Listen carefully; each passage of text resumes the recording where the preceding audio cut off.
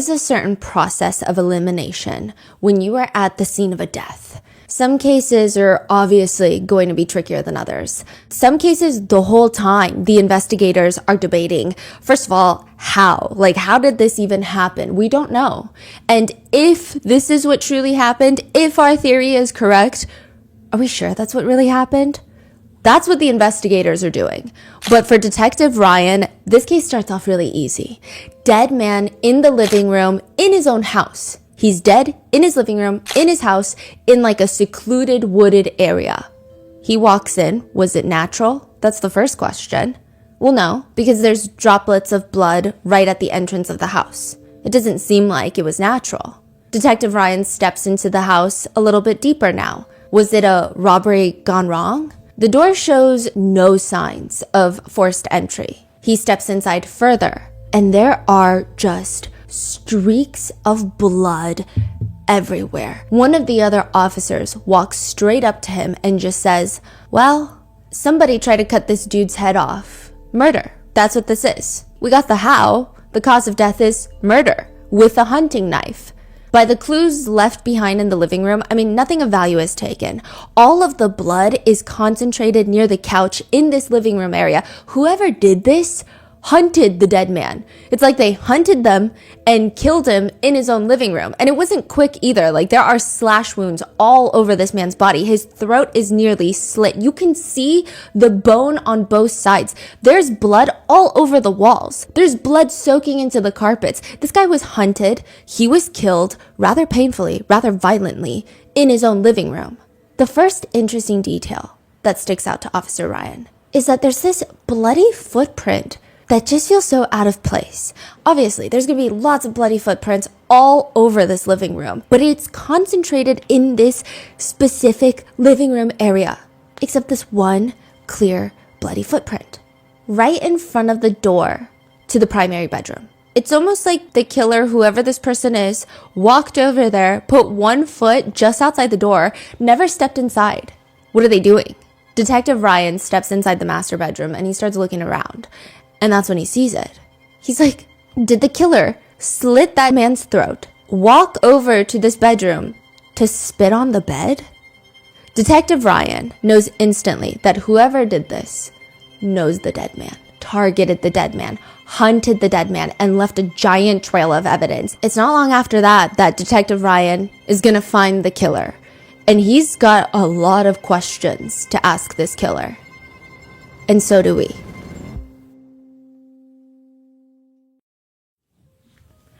Can you take us to when we're in the car after you kill Dennis? I was bleeding severely. I had a severe wound. Speaking to my buddy in the passenger seat, I was not even thinking about getting away with it. I was thinking about stopping the blood flow. Did you have a hole in your hand? I did. I put a knife right through it. Severed the ligaments and tendons. How long was the knife? It was a hunting knife, so they're about 6 inches long, 8 inches. And that was also the murder weapon? Yes. Did you take the murder weapon with you or did you leave it? Took it. And there was blood everywhere. Was it coming from your hand or was it someone else's blood? A mixture. Did you feel the need to get rid of the blood? I had a glove on, and when I got back to my house, I could wring out the glove. It was just pouring out of me, and it was everywhere in my garage. Can you walk me through the hole in your hand? See, it wasn't straight through the hand. It was down this way and out this way, so it went the whole length. And you could see pretty deep into because it was wide open at the time. And you're just driving with one hand. I had the glove on at the time, so I couldn't see it until I got back and standing in my garage, pulled the glove off. And then I was like, oh boy, we got a problem. Did it hurt? The hole in the hand? Yeah, but I was full of adrenaline and cocaine and alcohol. I wasn't fixated on the pain. No, the pain didn't bother me at the time. The next morning, police are surrounding your house and you pour a glass of Chardonnay. Yeah? How many police officers are outside trying to arrest you? 12 to 20. Are you scared? I'm thinking life is over. Your attorney describes it as horrific crime scene photos after you left Dennis's house. Have you seen those photos? I have. Did you feel anything when you saw it?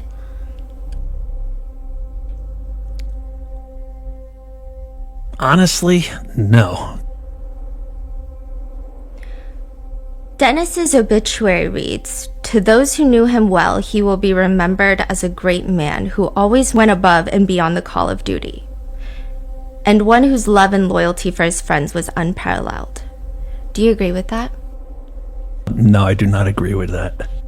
You provided to us your records, like your psychology records from when you were in jail and then later prison. Psychologist asked you, do you feel relief after the homicide? And you say, I can't say that. Things were out of control. No relief. Yeah, what happened in that night was horrific. In his house was horrific, and it wasn't anything to sit back and rejoice over. It was a bloody, gory, horrific event. Do you remember how many times you stabbed him, or do you only know from what's been told? Only from what I've been told. Initially, when you were first arrested, I think there was questions of maybe there is an insanity plea. Maybe there are all these other things. And one report reads, the most outstanding clinical feature was the absence of any significant overt psychopathology. So does that mean that some psychiatrists were confused because you didn't strike them as a psychopath or someone that just kills out of nowhere? Right. They didn't find any, anything psychologically wrong with me to do what I did. You killed Dennis Pegg. I did. You stabbed him. I did. Reports say you slit his throat. Yes. You spit on his bed. Yes. And you drove off with a hole in your hand. Correct. And then you were arrested, and psychiatrists say that they found nothing wrong with you. Correct. And so technically you killed someone, and you don't regret it. No. And everyone in town, while you're in jail waiting for a trial, a plea deal, waiting for whatever fate has in store, everyone in town has Free Clark stickers on their cars. People are writing articles. People are selling bumper stickers that say Free Clark. They were everywhere instantly, like in less than a week's time. Why did you kill Dennis Pegg? The short answer is he was a monster. What's the long answer? The long answer is he had a 45-year reign of terror in our little town of Stillwater, New Jersey, raping boys. Were you one of the boys? I was.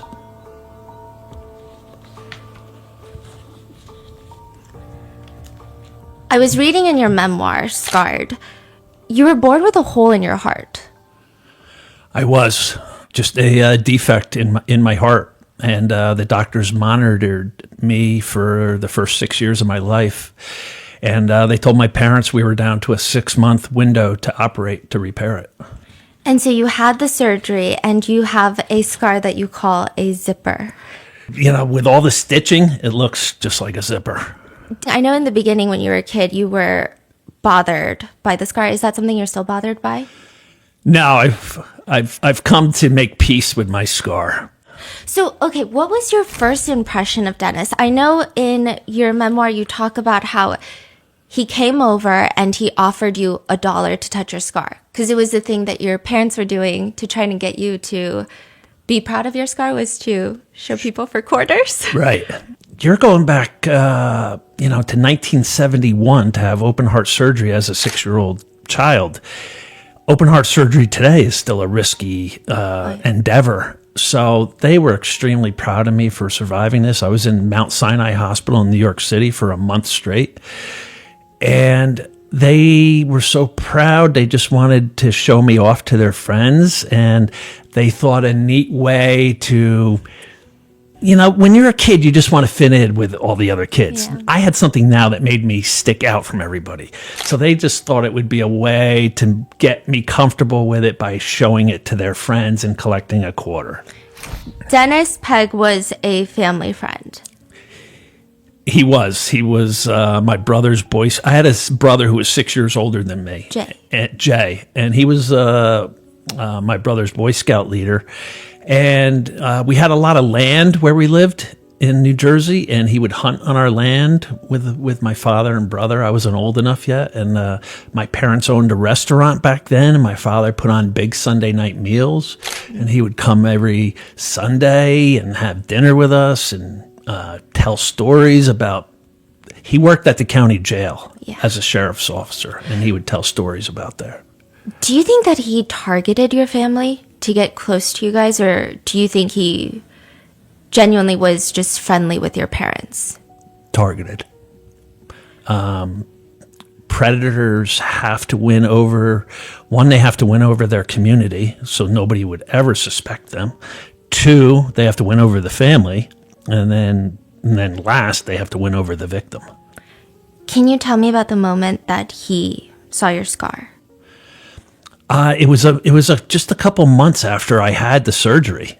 Everybody in my family was in our backyard, and I came inside to get a drink and watch cartoons for a minute. And Dennis came to the front door, which was right next to our den. And I heard his voice, and I bounded up. I loved Dennis. I just thought he was great. He always had his gun on and a badge. And I let him in, and he asked where everybody was. And I told him everybody was out back. And he said, let's sit in the den for a minute. And then he said, hey, I got a quarter. Can I see your scar? Didn't think anything of it. Lifted my shirt, showed him. And he said, I've never seen a scar so raised up like yours. I have keloid condition, so my scar is pronounced. And he goes, how about I give you $1 if you let me touch it? I couldn't possibly think of, in my little 6-year-old mind, of any ulterior motives he would have. And I said, sure, Den. And he took his big, meaty fingers and he ran them up and down my scar.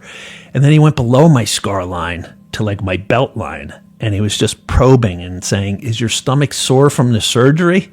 And I'm like, no, not at all, Den. And he's like, okay. He's like, this has to be our little secret.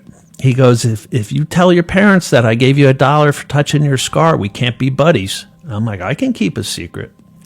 So when he's like probing and touching, did it just feel like, because you had just gotten out of surgery, did it just feel like another adult that's maybe making sure you're okay? Yeah. Is that the feeling? Yeah, and I had, like I said, there wasn't one thought in my mind that he could have any other reason to touch other than he cared about me and my well-being. Throughout the book, you describe him as having meaty fingers. And I know a lot of cases that we cover, a lot of victims remember specific sensations or very specific scents even. Is that something that you remember distinctly as meaty fingers? Yeah, he was a big hulking guy, and I was a little tiny kid back then. When I say hulking, he was probably 265 pounds, and just one of those big, beefy guys. Him touching my scar stands out so pronounced in my mind, and the visualization of his big, meaty fingers is ingrained in my memory. I wish I could scrape it off and remove it, but I can't. It's ingrained in there. I'm assuming that's a worse memory than the actual open heart surgery.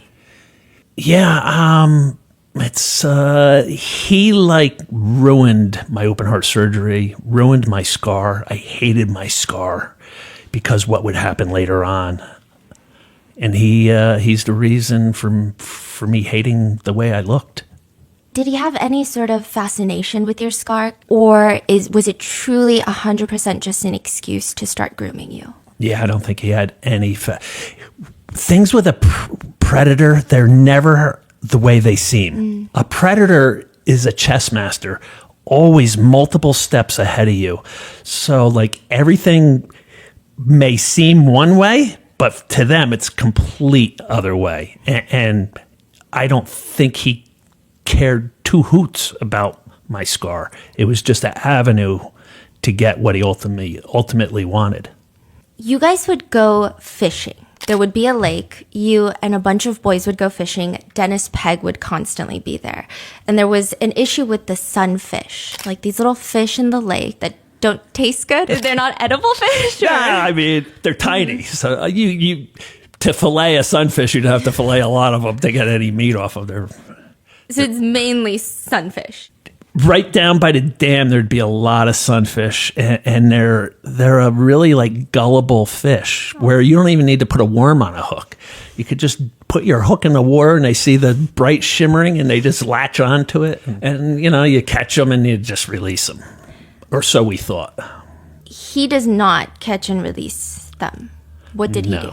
No, and again, for me to say he didn't like sunfish is wrong, because he's a chess master. Remember, he's a predator, and he's one step ahead of us, 2 steps, 3 steps ahead of us. He would tell us little boys that sunfish were a worthless fish and that they needed to be killed, and he would catch them and stomp on them with his boot, or he would catch them, throw them in the grass alongside the river, and then pick up a big rock and smash it down on them. And he'd be like, that's what you do to things that are worthless. So everything's like a means to an end for him. So he just wants to scare everyone? It's a control thing. It's a domination thing. It's also to let you know if he considers you worthless, this is what will happen to you. We're down there as a group of young boys, and it's not just me he's targeting. He's targeting all of us and letting us all know how he feels about worthless things. This is a little sidetracked, but I was doing research into sunfish because I didn't even know what they looked like. And in a lot of indigenous cultures, they're actually known for protecting the young. Really? That's like they're some of the fiercest protectors of their young. Wow. Like they will stay by their young for 10 to 14 days and starve themselves just to protect them. And so it seems almost ironic that he specifically did not like sunfish as well. Wow. It's I didn't very know that. interesting. Never heard that. Yeah. It's amazing. So in one of the court documents, it mentions that he drink a goldfish, or he bit a goldfish in half, spit the halves into his beer? Did he drink the beer with the goldfish? Yeah. And he said he used to do that with his army buddies. And he would just make you guys watch? Made me watch. This was at his house. You're saying that he will bite a goldfish in half? Yeah, he bit a goldfish in half and then swallowed it down with his beer. And you can make up whatever psychological reference you want. Again, it's to scare me. It's to show violence to me. Like his demeanor during all of it is just... Dennis was a light switch. He could be one way, outgoing, friendly, gregarious, fun-loving. Instantly, eyes dilate, turn black, and he becomes a completely different person. What happens with the Polaroids? Yeah. Down at the lake again. I lived at a lake community, and there was a dam area. And the dam would separate the lake and then into the river. And that's where all us kids would hang out and play. He did everything out of the watchful eye of my parents. When everything happened, my mother said, I never even saw him with you. And I'm like, everything happened down at the lake. And he was giving beer to us young boys, not just me, down there. So I'm like 9 years old. Get a picture of a little 9-year-old. He invites me into his pickup truck, down at the lake, and let's have a beer. So he gives me a beer. And I thought it was great. Like, here's a lieutenant. He's a lieutenant in the sheriff's department. And I'm getting to have a beer with him. I'm thinking, this is fantastic. And he says, one of my friends just bought a old farmhouse, and there was old desk left behind. So I started going through the drawers, and it was filled with porno pictures. You want to see some? And I'm like thinking like Playboy magazine type stuff. He, he had cargo shorts. Cargo shorts had the big pockets on them. So he opens up his cargo shorts pockets and takes out a handful of Polaroid pictures.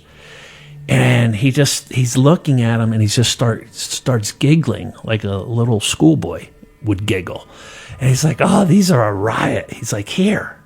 And it was a close-up of a young penis. And he's like, here's another one. And here's another one.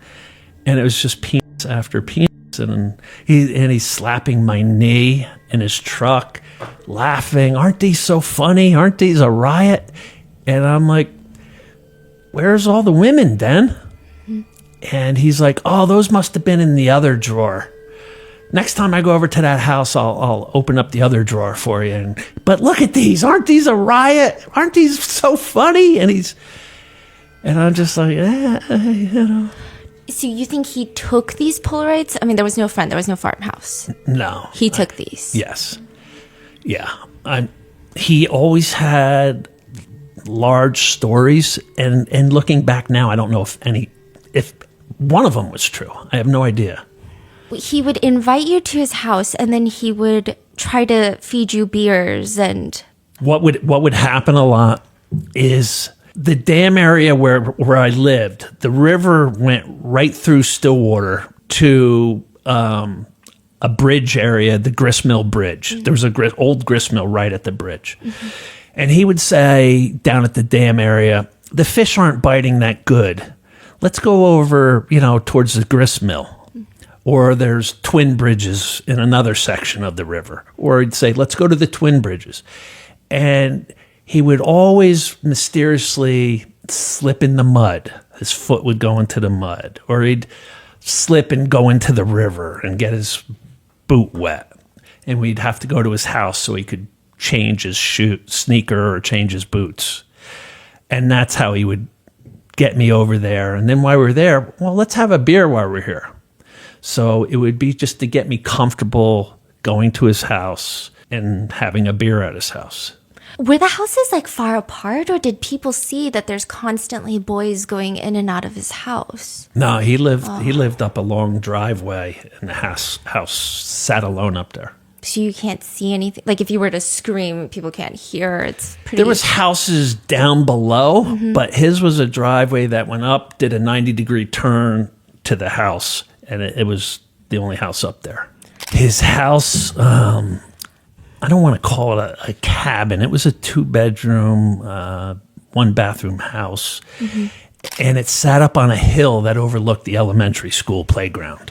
Was he like looking there all the time? Was he outside? I went to that elementary school, Stillwater Elementary School. I was in Little League baseball, and he was at every game that I can recall. Down on the fence, there was a fence that would go around the ball field.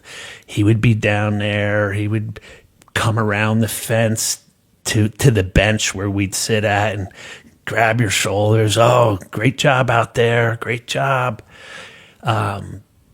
Just always down at the playground with the young kids.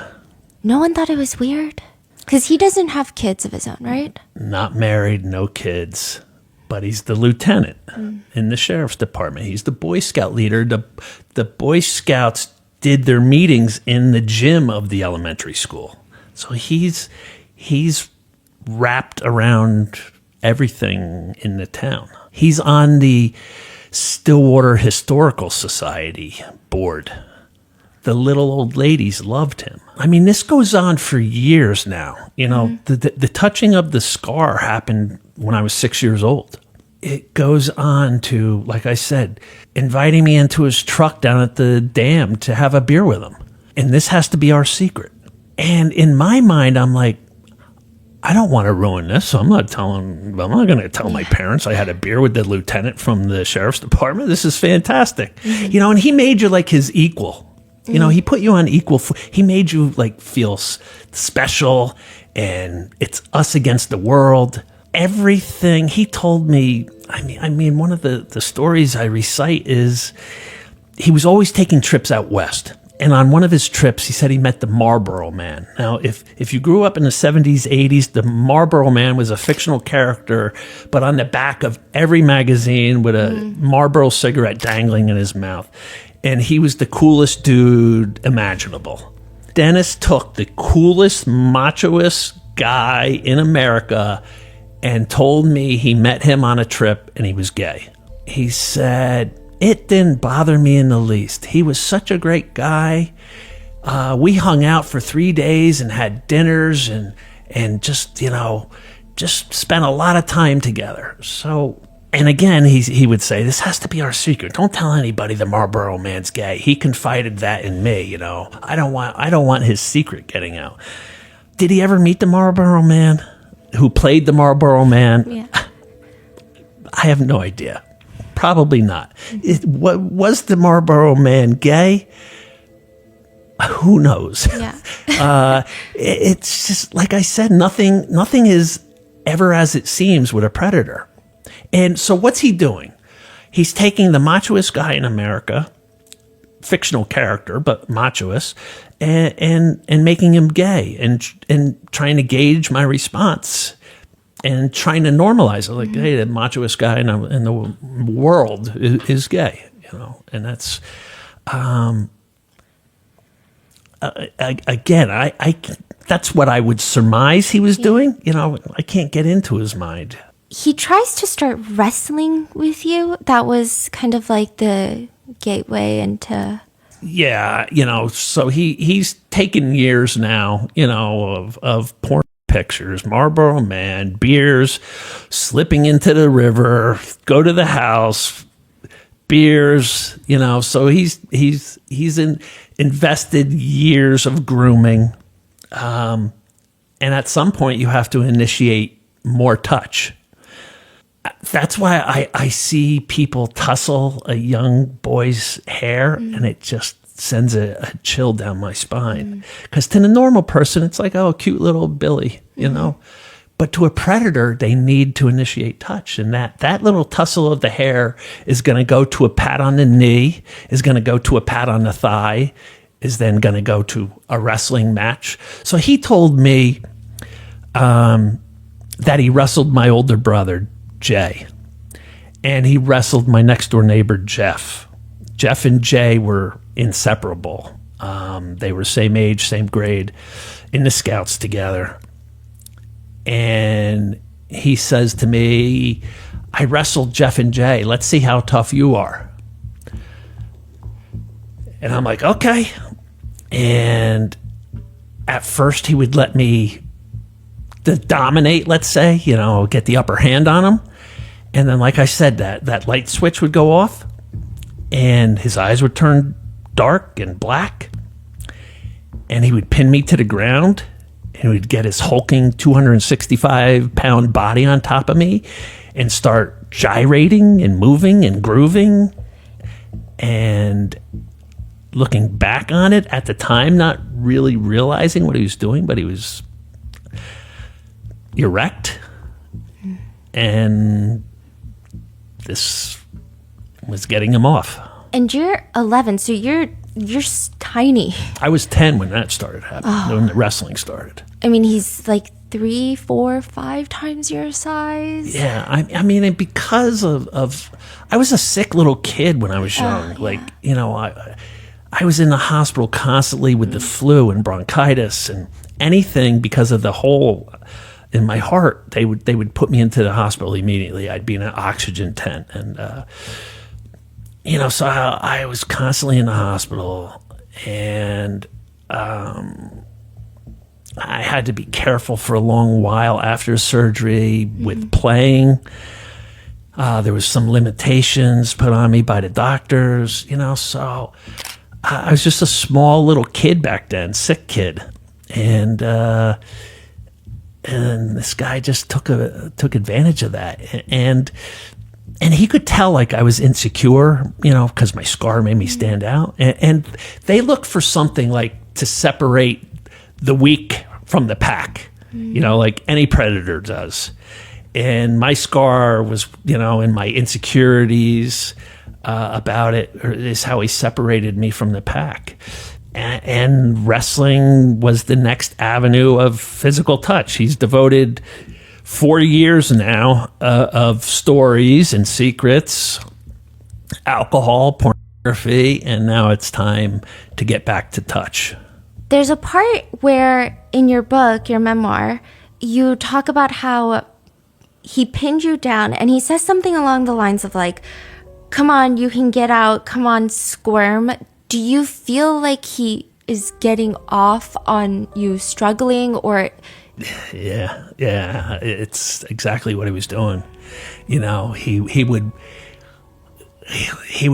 get me down, like I would be in the dominating position on top of him, and then all of a sudden the light switch goes and he would get rough with me and like sort of throw me down, my 10-year-old body, throw me down and get on top and be commanding me to try harder to get out, squirm more, move more, because he's wanting me to move against him and what he has going on. He comes over for Christmas. What does he get you as a Christmas present? I had a Boy Scout hunting knife, is what they were called. And he brought me a whetstone sharpening kit to sharpen the hunting knife. And over him drinking, a glass or two of eggnog at our house, he taught me over the next hour, keep the blade at, an 18-degree angle, how to drive it, across the stone, the oil you got to use. And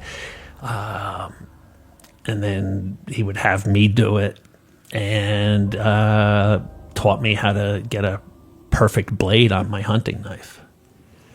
And that was something I kept perfectly sharp my whole life. The hunting knife? Yeah. What happens when you're 12, and what happens to Dennis's dog as well? I know that there was like a hunting ploy excuse of like, you're going to pretend to be shot in the woods because my buddy shoots everyone without thinking. So at 12, he concocted this whole big hunting ruse of having a friend who just aimed and shot without knowing if it was safe to shoot. Mm-hmm. And he said, we've got to correct my friend from this bad habit, and I'm gonna use you as a decoy out in the woods. You're gonna be laying there with fake blood on you, and I'm gonna take him out hunting, and he's gonna do his typical shoot, and then we're gonna come upon you lying there with fake blood, and you need to practice gurgling sounds, like you're gurgling blood. Your death rattle, he called it. You have to practice your death rattle. So he got me down at the lake one day, got me back to his house. We're going to practice your death rattle at the house. And instead of offering me beer, he offered me blackberry brandy, a glass of blackberry brandy with a beer. And he told me to chug it. And then he gave me another thing of brandy. And his house was... It was a summer day, but his house was like way hotter inside than outside. And in my adult mind now, looking back, I'm like, did he have his heat on? Did he like purposely turn his heat on in his house to make it sweltering, knowing what he had concocted? Like I say, with a predator, you never know what they're thinking. So his house is boiling. We're sweating. He wants me to lay down on his bed to practice my breathing. And it goes to, it's so hot in here, let's just take our shirt and pants off, our shorts off. And then it goes to, he's behind me, has me in a bear hug, and me. And I'm screaming, I'm crying. And he had a dog, which is called a coonhound. And coonhounds have this long, drawn-out howl they do. And as I'm being raped, I hear his dog howling away because of my cries and screams. And it didn't stop this guy until he was done doing what he wanted to do with me. And afterwards, he sat me down at his kitchen table and got another beer, like almost like we were two lovers who just had a romantic tryst together. And he brought his dog over to me and said, I want to show you what will happen to you if you ever open your mouth about what just occurred. And he started to beat his dog, and I'm crying and screaming and begging him to please stop. And he wouldn't until the dog lay in a heap at my feet.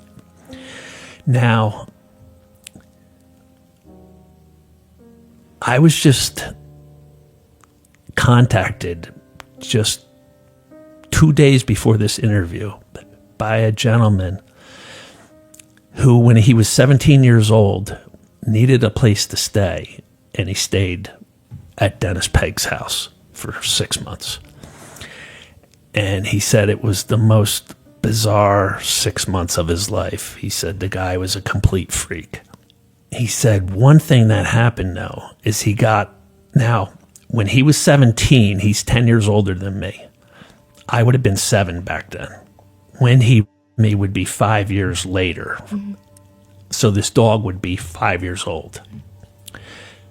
And this guy said Dennis got this coonhound puppy when I lived with him, and it peed on the rug, and he beat the puppy so bad we had to take it to the vet to save its life. So even as a puppy, he beat it for simply doing what puppies do and peed on a rug. And then this is the same dog 5 years later that he beat and probably killed in front of me. You never saw the dog again? No. And a lady, a female guard who worked with him at the jail, told me how Dennis came in one day, all distraught, that his beloved coonhound dog Duke died. And we all gave him hugs and tears, and we all loved dogs. We were all dog people. And she goes, I am horrified to think that's because of what he did in front of you, that he killed Duke. It says in your book that you felt guilty over what happened to the dog. Is that... I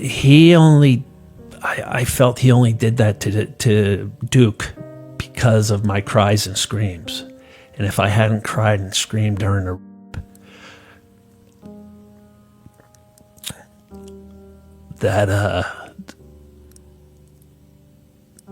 what he did to Duke wouldn't have happened. Do you still feel that way, or? Yeah.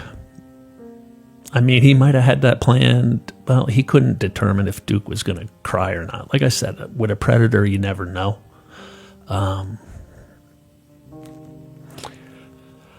But yeah, I still feel guilty for Duke.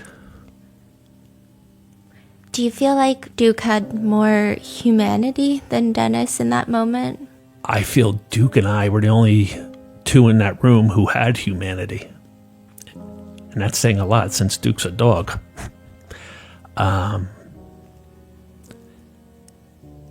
Dennis, I feel, lost his humanity a long time ago. As soon as you dedicate your life to hunting children and them, you really can't say you have humanity. That's pure evil to me. If you're going to define what the devil is really the guy with a smile on his face who's charismatic, outgoing, friendly, charming, who everybody loves, who's involved in all these organizations, who's on the historical board, but who's only doing those things to fool people of his true nature. What changed after that day? My life was forever altered after that day. My whole trajectory in life changed that day. Nothing would be the same. I would tell myself that talking about what just happened would be reliving it, and we were never going to do that. We could just bury this down deep inside and go about our life. I convinced myself that that's what I could do. I led the most exhausting life because I would crank on a smile to the world. And inside, I was completely broken and destroyed. And I went through that way my whole life until I couldn't keep it up any longer. How many years passed since you're 12 and then the day that you see Dennis Peg at Quick Check? I was 45 when I saw him at the Quick Check. So you're talking 33 years. 33 years, he's probably still hunting kids. Yes. And then there is a day that comes where you effectively hunt the hunter. You step into Quick Check. What happens there? It's like a gas station. It's a convenience store. Yeah, this one was just a convenience store. Mm-hmm. They have gas stations now. They're a lot larger, but this was just a convenience store in a little like 4-store mall. I'm getting a coffee. I'm at the coffee island making a coffee. The front door opens. I think it had a bell on it, so it made me look up. And I look up, and I look into Dennis Peg's eyes. He sees me, and he yells out to me, "Hey, how are you, buddy?" And I instantly start going into a panic attack. I can tell just by the way he said, "Hey, buddy," that he's going to come over to me. I had seen Dennis around our town over those 33 years. I recall once in a bar after college. Me and my buddies were in a bar, and as soon as we ordered a beer, I get a pat on my shoulder, and it's Dennis Peg. And I chug my beer, and I tell my buddies, we're going. There's no shame. No remorse, no shame, no guilt. Yeah, the predators, they don't ever show that. So I had seen him around town, but it had been probably 10 years since I saw him. And what was different this time in that Quick Check, which completely unraveled me, was that he had a young boy by his side, probably close to the age he me at, and that young boy called him the same nickname Dennis used to make me call him. And I heard that nickname, and I saw that young boy, and it just ripped open everything for those 33 years that I told myself I could bury down and go about my life. When he would touch me, I would freeze. I would stiffen like a board, and I felt my muscles it's like a paralysis. And I felt that coming on me, and I felt it hard to breathe. And the thoughts in my mind, just like your mind starts swirling where you can't even think. And I'm like, I got to get out of here before I completely freeze. And this guy grabs me, and I just left my coffee and whatever stuff I had on the island there, and I ran out past him. We sort of shoulder bumped a little, and he's like, "Where are you going? Where are you going, buddy? Come here." And I ran out, and I hopped in my truck, and I sped out of the parking lot, and I went down the road, and my life unraveled. Just completely unraveled.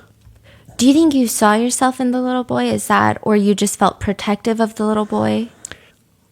I couldn't get out of my mind over the next months that boy, and wondering what part of the grooming process is he? Is he being shown Polaroid pictures? Is he having beers in his truck? Is he at the wrestling stage? Is he teaching his buddy had a shoot right in the woods by lying there with fake blood on him, and doing the death rattle in his bed. It haunted me. I couldn't even work any longer. Like, I was in business with my brother. We had Tire Automotive Center, and I walked out one day, and I just couldn't go to work anymore. I was having to drink before work just to go into work. Instead of filling my coffee mug with coffee, I was so out of sorts. I'm filling it with alcohol, and I'm doing other drugs. So I walked out of the business with my brother, and now I've got free time on my hand, which is never good when you have trauma. And I've got Dennis Pegg in the forefront of my mind. I've got that little boy in the forefront of my mind. And I had zero coping skills throughout my whole life. Like mindfulness, like all these foreign terms, I never incorporated it, I just dove headfirst into drugs and alcohol, like literally around the clock. Just one drug on its own wasn't enough. So I'm just taking any drug I can get to try to numb myself, to try to block the thoughts from. You start unraveling after Quick Check, but then there's a guy that you see smirking. Who is this guy? You see him smirking on TV. What happens? Yeah, I was in bad shape. I wasn't sleeping much because of all the pain I'm doing. And I put on my TV, and it's Jerry Sandusky, the start of his molestation trial. Jerry Sandusky was one of the coaches at Penn State University, and he was running a football camp for young boys, and over the course of years, decade plus, molesting boys at his football camp. He was finally facing trial for that, and his trial was starting on June 12th of 2012, and I saw him on the news get out of his lawyer's car and smirking and buttoning his coat jacket. I don't know what to say. And I just started yelling curses at my TV and spitting on my bedroom floor because I saw Dennis Pegg as him. I felt Dennis Pegg was never going to face justice. It's like a similar smirk that they have? Is it Yeah, they can never let their guard down.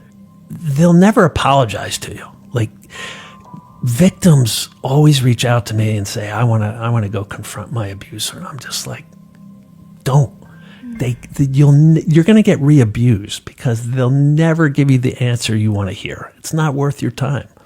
And so they keep that air about them. Dennis Pegg in that deli calls out to me like we're best friends. I'm a victim of his. Like, what are you doing? And Sandusky's getting out smirking as his trial's starting. Mm-hmm. And that just infuriated me. I spent the rest of the day out with a couple friends drinking, and me sneaking drugs. I got to go out and make a phone call. In my truck. I'll be right back. So and I'd go out and do coke and pop a Xanax. And I stopped at an Italian restaurant on the way home that night. I was meeting a buddy at my house who I had lent money to, and he was going to power wash the cedar siding of my house and stain it as repayment.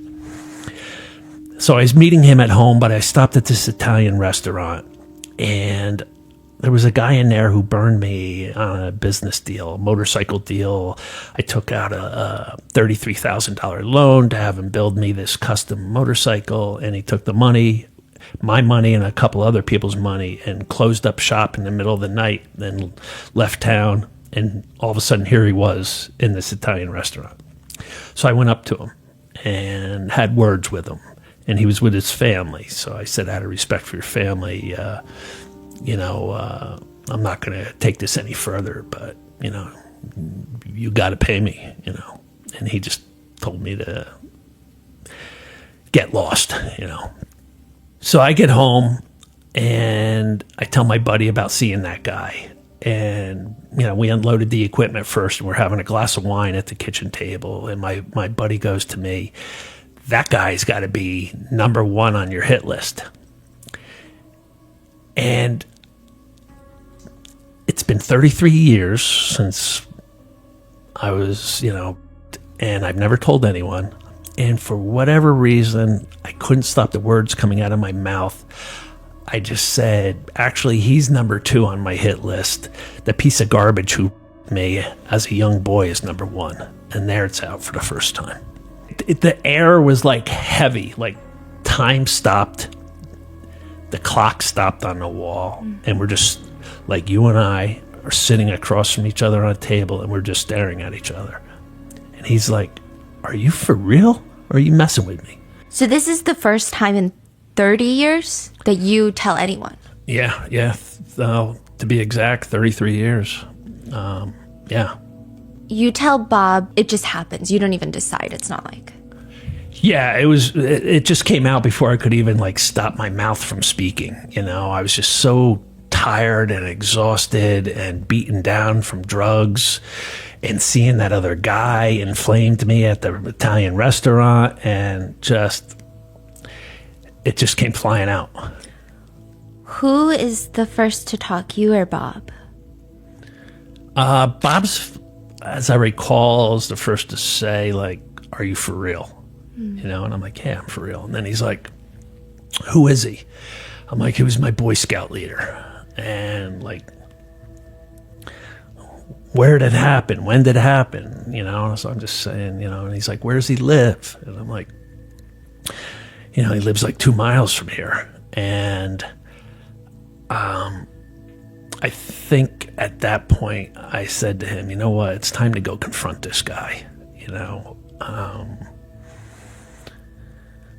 Ever since seeing him with that boy in that Quick Check, I've just been haunted, and I'm like, it's time to go confront him. Now, Dennis Pegg, he had retired from the sheriff's department, but he was still the firearms instructor. Everybody in law enforcement has to get recertified with their handgun every year, and he was the firearms instructor for 2 counties, Sussex and Morris. So every cop, every sheriff's officer had to go to him to get recertified. So the guy was a complete gun nut.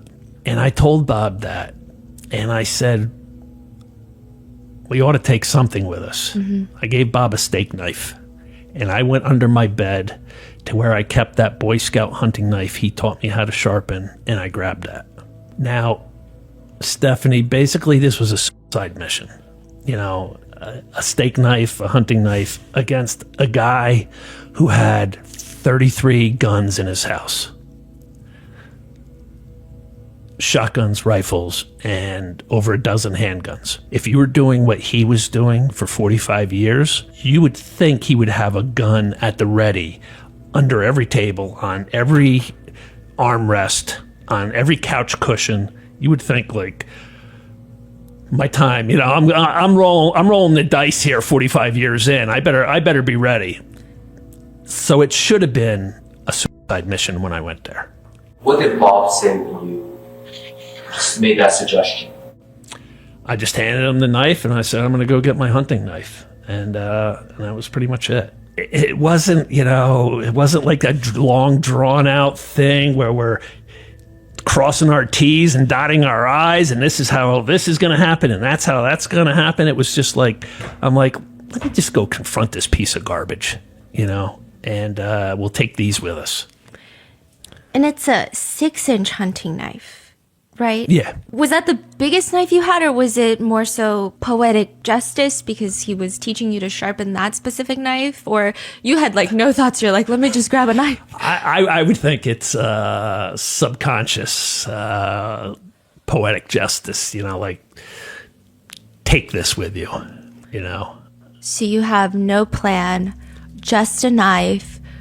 You guys drive to Dennis's house. At what point are you like, maybe this is not a good plan? No, just like I said, he had a long driveway. Yeah, it had a 90-degree turn in it. Bob pulled up there and at the 90-degree turn stopped, went up the driveway.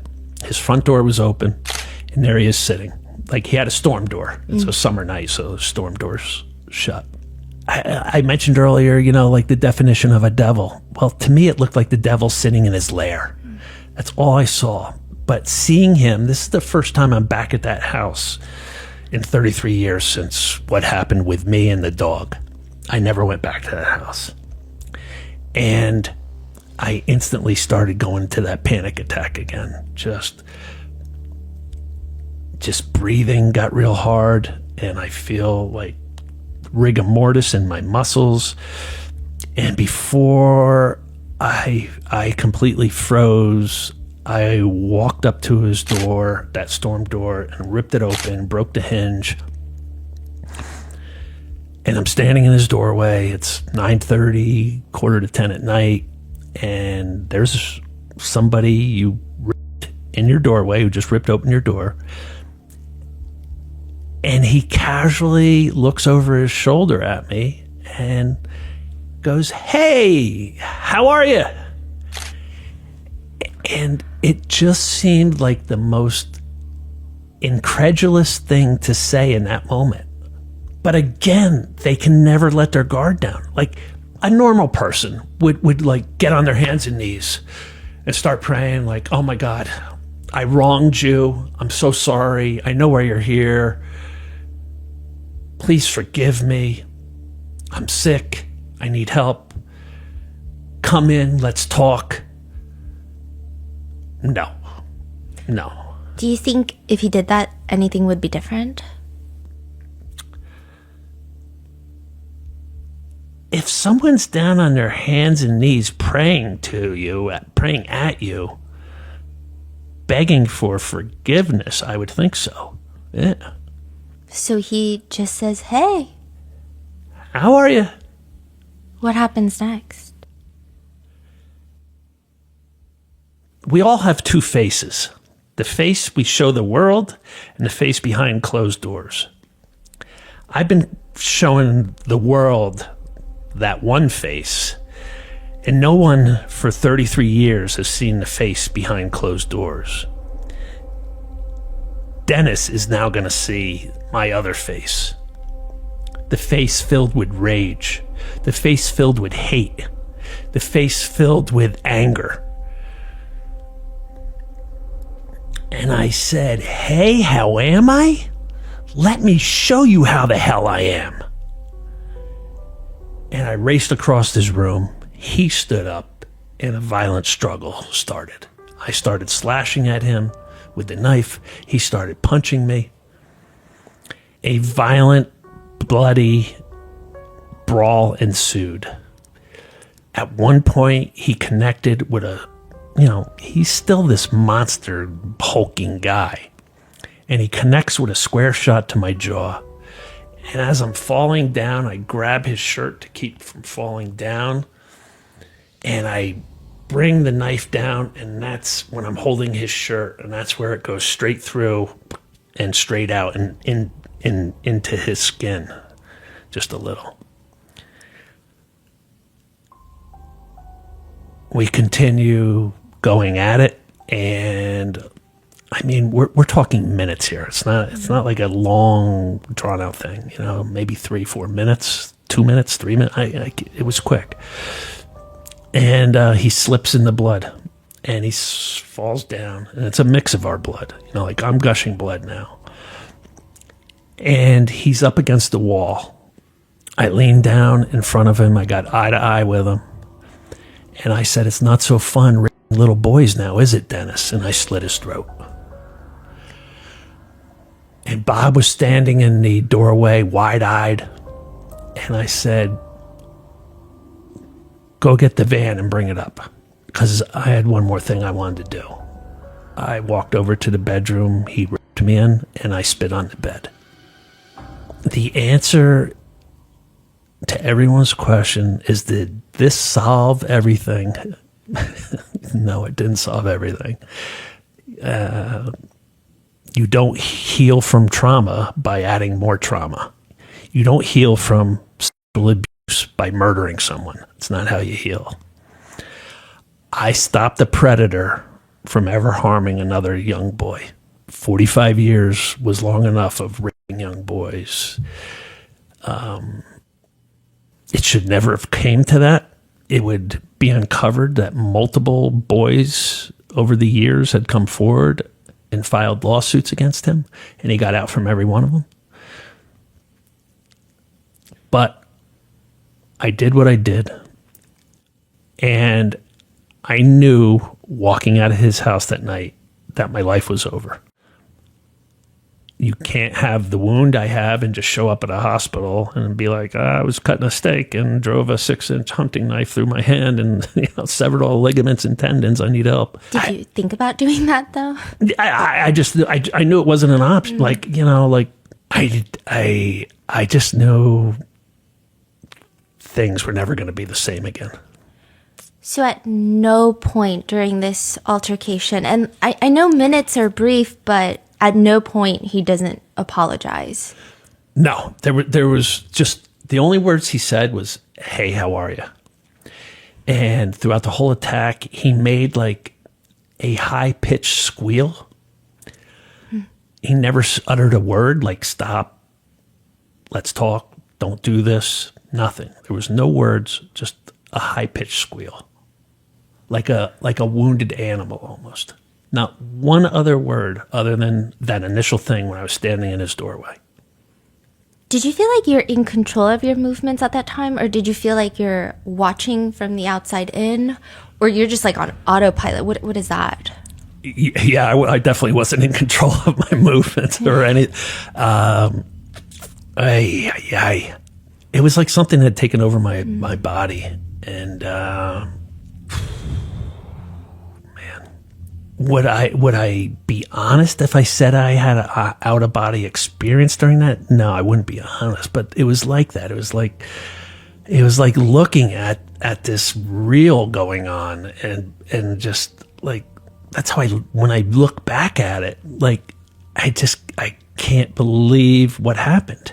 I can't believe that I got to that point of brokenness to go do that and potentially flush my whole life away just from never healing from trauma. It's keeping the secret and not addressing it and not trying to grow from it or heal from it or learn from it or do anything other than let it just poison my system for decades. And that's what it did. And that's the part that I look back on now, and I just like, man, I probably would have died of a drug overdose. And everybody would have been like, oh my God, Clark had a great education and he was so popular. And what did he go die of a drug overdose from? I mean, that's where my life was headed. Are you saying that even when you killed Dennis, you didn't even feel a moment of relief? No, there was no relief because of the wound I had, because of how gory and horrific killing someone was. Again, I don't view Dennis as having humanity, but it hurts your soul to kill somebody. It's not therapeutic in any way. It's not healing. Like, it damages your psyche. It damages your soul. It hurts. And I had to be completely broken to go do that. Do you have nightmares about it, or No. you never think about it? No, I don't give him. Again, if I killed an innocent person, that would haunt me. If I killed a human, that would haunt me. I don't view Dennis as an innocent person or a human. Why did you walk to the bedroom? That was to go spit on the bed he raped me in. At what point were you like, I'm going to spit on this bed? Like, was it just like... I don't know what came over me. Like, again, it's not like Bob and I sat at the kitchen table, like across from each other like you and I are. And I said, yeah, after I do this, and this, then in my bloody footprints, I'm going to walk to the bed. He spit me on, or me on and spit on the bed, So like, I don't know what possessed me to go do that. is something to just bring things full circle and to a closure, I needed to do that. Did it bring closure? I thought it brought complete closure, like, to my life and his. Like, there was 2 deaths that day. The life I had been living up to that point, I could never go back to living the way I was. And I literally thought, I forfeit the rest of my life. I'll either kill myself or spend the rest of my life in prison. I forfeited any healthy, happy life to just put an end to his reign of terror. That's what I thought.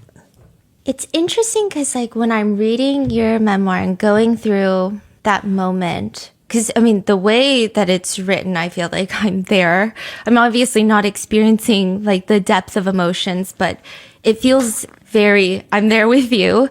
It almost feels therapeutic when you spit on his bed. And it's, like, kind of interesting because I know you don't advocate for people to do and follow in those steps, but it just, I guess it was relief for the reader. There's some sort of poetic justice in doing that. Yeah. Yeah. I think if everybody, and it's a lot of everybody's, if they could spit on the bed they were raped in, they would want to do it. Yeah. You have a hole in your hand.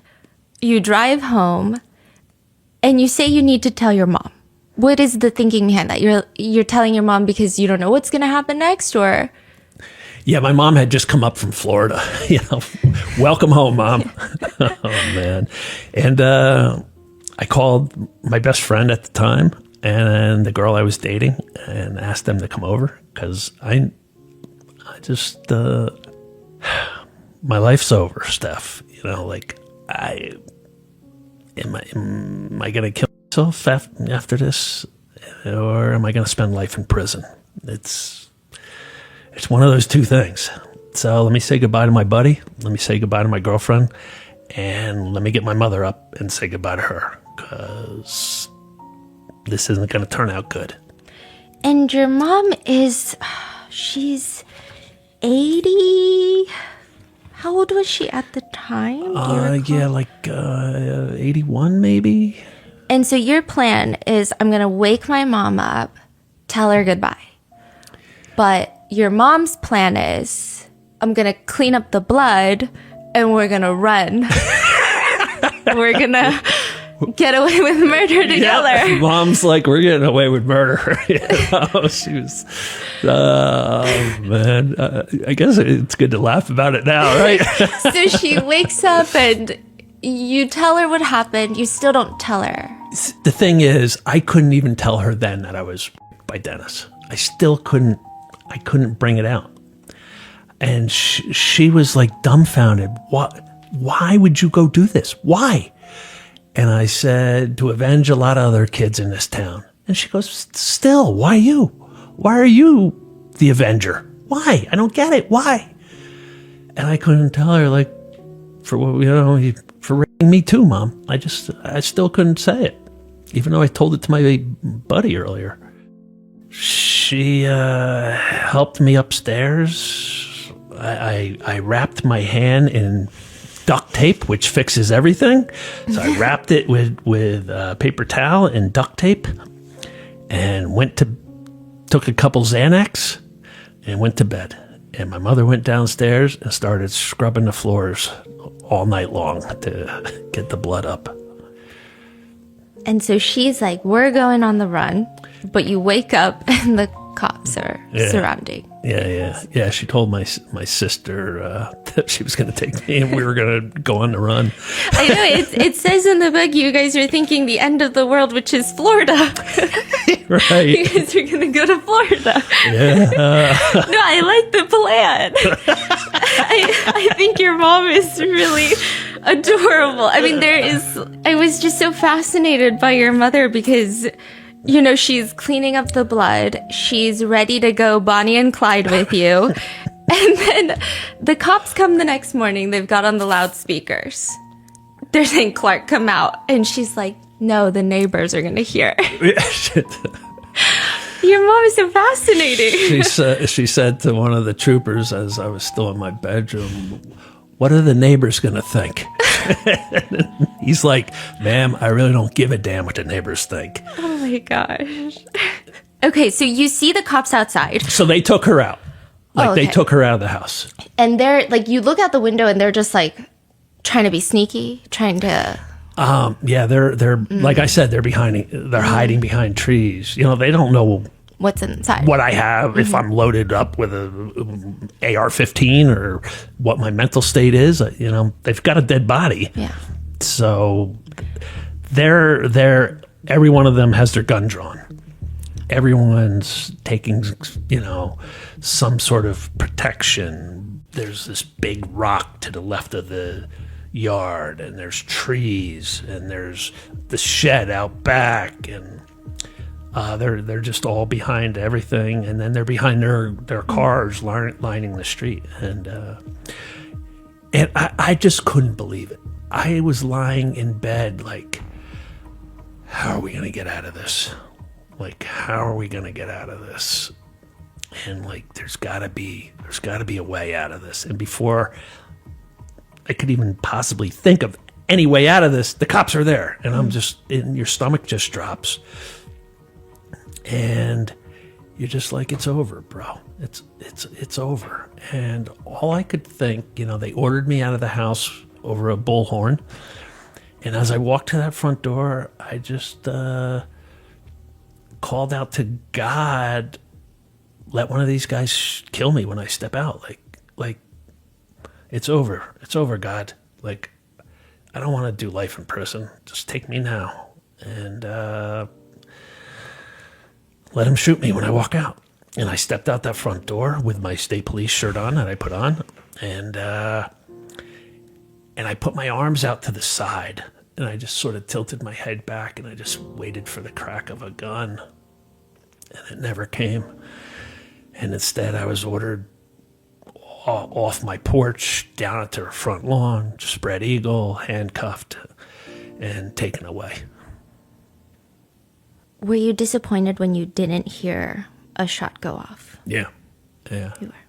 Because in that ride to the police barracks was like the longest ride of my life. And I'm just like, man, one of these guys couldn't kill me, put me out of my misery. Like, I'll have to find a way in prison to do it. I'll have to take care of this myself. You killed a cop. You're arrested by a bunch of cops. You're about to go to the jail that cop worked at. Things are not looking good. Yeah. Oh, boy. Yeah. Understatement of the year. Yeah. But there are some cops, some detectives who seem to, they give you some sage advice in that weird moment. What happens there? Like, what was the energy? Like, are all the arresting officers, do you feel like hatred dripping off of them because you killed a cop? Or do you not even notice what their energy is? What is that dynamic? Well, I'm thinking like I'm public enemy number one amongst Yeah. law enforcement. I just killed one of their own. And yet at the state police barracks, this lieutenant, Howie Ryan, comes in and goes, I have to apologize to you. And I'm like, what are you apologizing to me for? Mm-hmm. And he's like, I've heard rumors about Dennis Pegg for a long time. And he goes, I want to apologize to you for never stopping him. He goes, but I can't arrest somebody on rumors. I need victims. I need cold, hard facts. And I had neither of those. And I apologize to you. And then he left the room. And at first, Steph, I felt, wow, that's pretty cool. And then I'm like, just started fuming. I'm like, even the state police knew. Everybody knew about Dennis Pegg and young boys. Everybody's got a story. The state police just admitted they knew. And yet, I'm the one who just had to flush his life away and look at life in prison to stop him. Like, and they knew. So I went from feeling good for a second, getting really pissed off for another second, and then I'm like, what's the matter anyway? I'm done. I'm done. When that cop, Howie Ryan, came back in the room, he could see that I had like mailed it in. He said, I could tell you were done. And he goes, something moved in me that even though you thought you were done, I didn't think you were done. And he said, look, I've got your DNA all over that crime scene. He was in charge of the CSI team that worked Peg's house. He's like, your blood's everywhere. He goes, this isn't a whodunit. He goes, but that doesn't necessarily mean your life's over. My detectives and detectives from the prosecutor's office are in another room waiting to interrogate you. He goes, if you go in that room and open up your mouth, you could potentially destroy the rest of your life. He goes, I'm telling you right now, go in there, exercise your Fifth Amendment right, request a lawyer, and keep your mouth shut. Stay quiet. And I said to him, but I don't have a lawyer. And he goes, I'm going to take care of that for you. He goes, I'm going to get you a lawyer. And he left the room, and on his cell phone, he called one of the big lawyers in our county and said, I need you to fax over to the state police barracks a retainer for somebody, like, immediately. And the lawyer said, who is he and what did he do? And he goes, Clark Fredericks, murder. And he goes, okay then. And had a thing over in a couple minutes. So he tells you not to talk. Do you listen to him? I do. Right when you get arrested, it seems like the whole town is divided. A lot of people feel like you did this for very nefarious reasons. Other people start hearing what Dennis has been doing around town. Do you feel like at any point were there just dividing opinions? Did it feel like everybody had their own thought about what the motive was? Yeah, there was some vocal people on his side who were pro Dennis, who just like referred to me as a drunk drug addict who just killed a great man. You know, like yeah, I just woke up one day and said, Dennis Peg, I'm going to go kill you for no reason. Before it like really started coming out about what happened, you know, because yeah, there were the little old ladies on the historical society that worked with him were like, he was such a sweet man. You know, the mayor in Stillwater at the time was like, oh, he was a giant of a human being, you know. And then people like Howie Ryan are like, no, I knew all about rumors about this guy.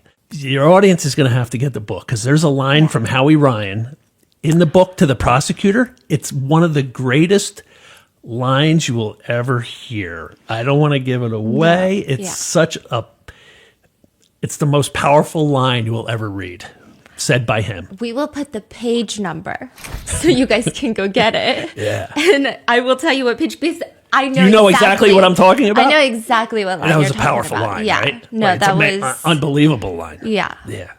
At that point, once you've been arrested, you're facing first-degree murder charge initially. So you're facing life in prison. Life in prison. And you have an attorney, and they're saying, have a little hope, but not too much hope. Yeah. You know, and it's funny that the lawyer, Howie Ryan at the barracks called, George Daggett, who sent the retainer over. I never even interviewed him at the jail as one of my lawyers. And I don't know why. But I interviewed a bunch of other lawyers, and one lawyer just wanted to get me bailed out. We'll get you bailed out of here in 3 days. And I'm like, all right. And then this other lawyer came in all flashy with his, gold jewelry, Rolex watch, and he's listing all these cases he's worked. And I knew the cases, and he lost them all. But in my head, I'm like, but you lost all those, So I'm like, and then this guy Dan Perez came in. He just looked like a really good guy, like really down to earth. And he came in, and he said, I think we can have a valid defense for this. And I was like, really? He goes, yeah. He goes, it's not going to be easy, but I don't think your life is over. I was like, really? I'm like, you're hired. What's that? During that time, Dennis had a security deposit box that the police go through. Yeah, And they find a bunch of letters right. that he wrote 10 years before he died. Correct. And when he was in his young to mid 50s, healthy. They all have some variation of pray for me. I hope I didn't disappoint you. Forgive me for any failings. Do you think some of these letters are to victims? Yeah, yeah. And like, they're creepy. They are. There's something really creepy about them. Like, weird. And the prosecutor told me after the fact that he thinks there was 14 of them in there, that 13 were probably victims. Would you ever think, like right now, to like write letters to people in case you die? No. He was 50 something years old. Like, like, what would make you do that? And he does keep writing, interestingly, like, if I go to heaven, pray for me. But if you're already dead, I don't know what exactly he's asking for in prayer. Yeah. Is it to get to heaven? It's weird. They're Yeah, very it strange. was. I read those and it just like left me feeling yucky, like Yeah. and then if you assume that they're to victims, like I tried my best, I thought we were family. Forgive me for shortcomings. What are your shortcomings? How many victims do you think that he had? My buddy's wife is the sheriff's secretary, and she sat in on every meeting with the sheriff in the early days, and they estimate well over 100. One of the other victims is very close to you. Family relation. Who was that? My brother. What happened to your brother?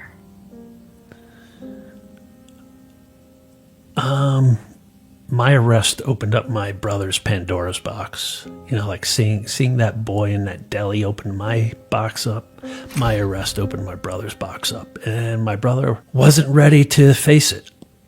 He wasn't ready to handle it. Didn't want to deal with it. You know, like I told myself at 12, we're just going to bury this and go about our life. Well, that's what my brother had done his whole life, and everyone urged him to get help, to see a therapist.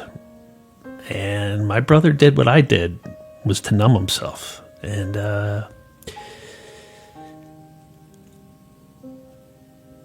I found him dead on our kitchen floor a couple of years ago from drinking himself to death. This is going to be a 2-part interview. This is part 1. In part 2, we're going to ask Clark about how and why the FBI came to him to warn him that someone put a hit out on his life. He has, there's his entire journey, or I guess more so fight in prison, trying to get through it while he's surrounded by criminals who are accused of doing the very thing that Dennis Pegg did, which is harm children. There are letters that Dennis Pegg left his presumed victims in his safety deposit box, and how someone very close to Clark is killed by Dennis Pegg after Clark gets out of prison. Like, how does that even happen? We're going to go through all of that in part 2. Also, how the hell does Clark get out of prison when he's facing a first-degree murder charge and life in prison? That will all be asked in part 2. But in the meantime, if you feel like you can't wait for those answers, which same, you can get Clark's memoir. It's probably the most intense memoir that I've ever read, and I've read copious amounts of memoirs before. There are just so many aspects of his story that aren't included in our episodes that you can find in depth in his book. I think I finished the whole book the first time around in like 4 hours. It was one of my quickest reads. There's something about it where I don't know how Clark does this, but every time you catch yourself feeling like, okay, there's a black hole that we've now went into, there's no way out of it, you get out, and then there's just like another black hole. And it is like the most intense emotional journey that I have ever been on. You can also find Clark on his social media accounts and his own podcast, which I will link below. But with that being said, that is part 1 of the 2-part series of the story of Clark Fedricks. And I will see you in part 2.